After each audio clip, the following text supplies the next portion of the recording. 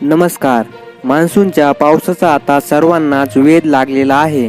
रेमल वादळामुळे मान्सूनच्या प्रवासाला वेग आला असून लवकरच मान्सून महाराष्ट्रात दाखल होणार असल्याची माहिती मिळत आहे. त्यामुळे लवकरच उन्हाच्या तडाख्यापासून सुटका होणार आहे.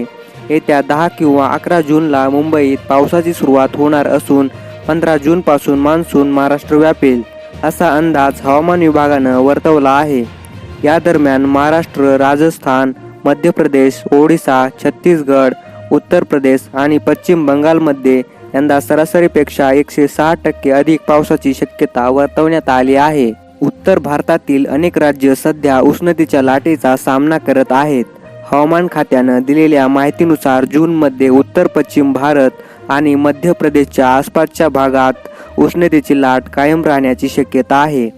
या दरम्यान 29 मे पासून एक नवीन वेस्टर्न डिस्टर्बन्स सक्रिय होणार आहे, ज्यामुळे अनेक राज्यांमध्ये पाऊस आणि गारपीट देखील होऊ शकते, अशी माहिती हवामान खात्यानं दिली आहे.